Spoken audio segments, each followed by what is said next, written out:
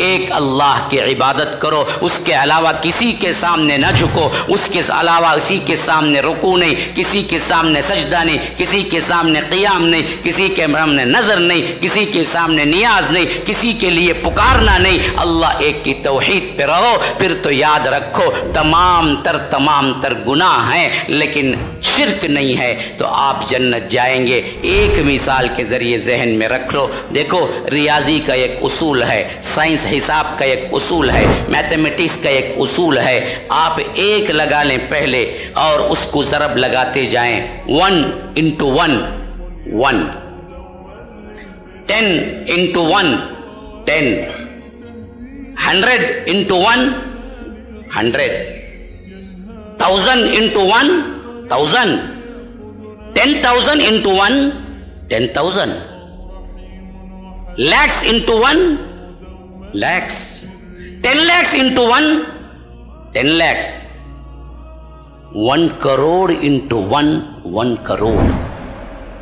ये 1 क्या है पता है? यही तौहीद है।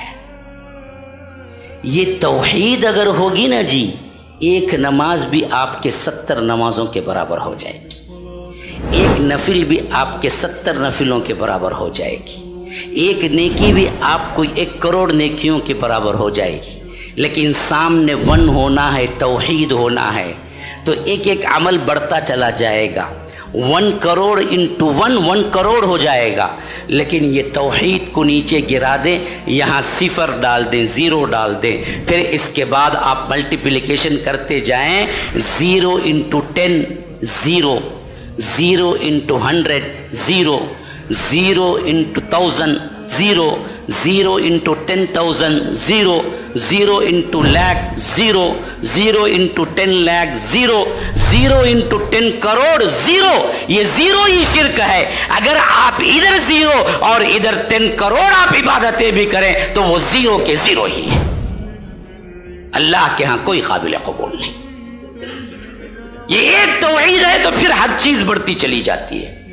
अगर आप यहां से इसको निकाल दें तौहीद को और इधर शिर्क आ जाए 0, फिर आप नमाजें पढ़ते रहें, रोज़े रखते रहें, इबादतें करते रहें, सखावतें करते रहें, जो कुछ भी करें, लेकिन सब का सब 0 होके रह जाएगा।